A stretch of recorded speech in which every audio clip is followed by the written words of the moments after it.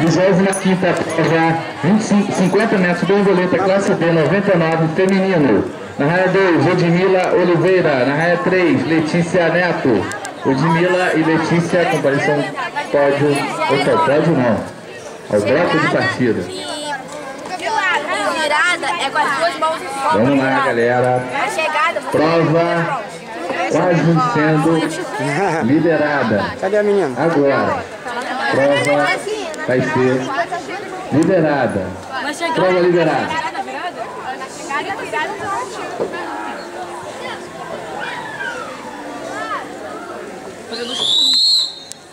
As suas marcas.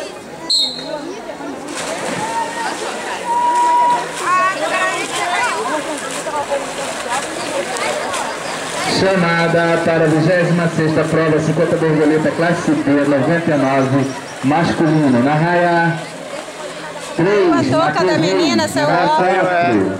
Renato, na raia 5, César Augusto. Renato, Matheus, Renato, César Augusto.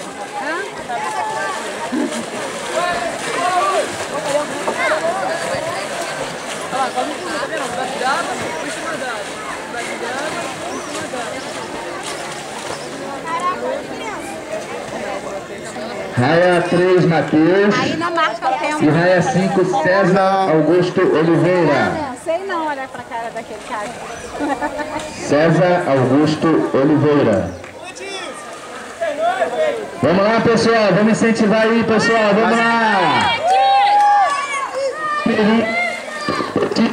Saiu o óculos dela, acabou, saiu a touca. Se o primeirinho também é difícil, imagina pro Petis que é 50 metros. Cadê o óculos dela? Valeu, Lelê, parabéns. Pega a touca aí, ó. Ela está em algum lugar lá no fundo. Aqui, ó. Chamada para a 26ª prova. Na raia 3, Matheus Reis. E na raia 5, César Augusto Oliveira. Parece que é o Vai, César!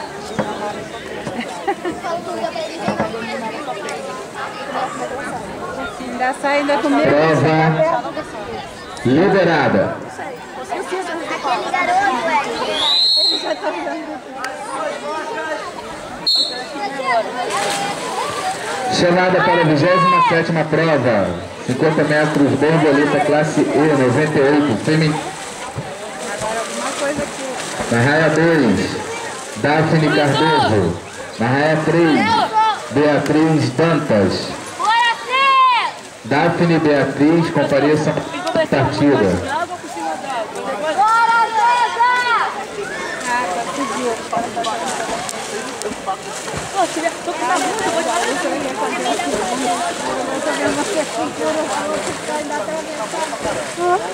Olha o braço.